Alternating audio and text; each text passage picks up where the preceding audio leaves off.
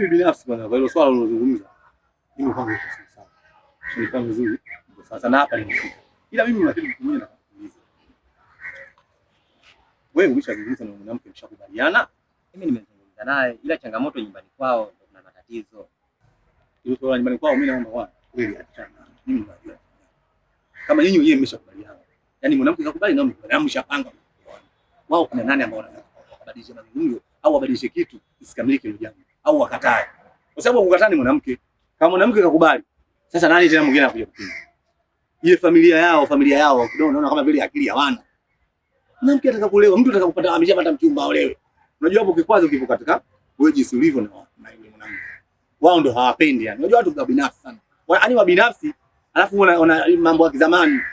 Unaona eh? Sasa mimi sikiza ngombe. Mimi kaka yake naongea naye na rafiki yangu na mwezi. Mimi nitaenda namzungumzia na namwambia bwana tabia hii jambo hili mnalifanyaje?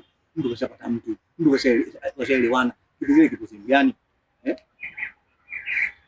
Hii hapo jambo linanitia uzito. Unaona? Jambo linanitia nini? Uzito. Sasa cha msingi. Ile babake mdogo mimi yangu alafu yule kasoma, yule mdogo akili zake ziko tofauti. Mimi nitaonana naye, nitaongea naye, nitamwambia bwana hili jambo kwa nini alini sawa? Hili jambo wewe ulioni jambo hili la imani. Bwana, hili jambo la dini. Jambo la heri, mtu kishapata mnunuzi, kishapata mteja, usio bwana. Kwa nini asiwewe? Sasa kuna mambo uzinifu, sio mambo uzinifu. Wewe unapenda ndugu yako kabla ufanye uzinifu. Yule binti tumekaa, tumejadiliana, tukaenda mpaka kwa bibi. Ila tumefika kwa bibi, tatizo ndio likaanza. Kwa bibi. Mimi naomba kwa bibi yake yule mwanamke. Bibi yake tumefika. Ulipozungumza jambo lenu ikawa hivyo. Bibi anataka kwanza. Bibi anataka kwanza. Unajua yani bibi kama vile mtu kama akili hana. Yeye jambo lake limeshakwisha. Au sio bwana, jambo hili tena la mjukuu wake sasa ngangania nini?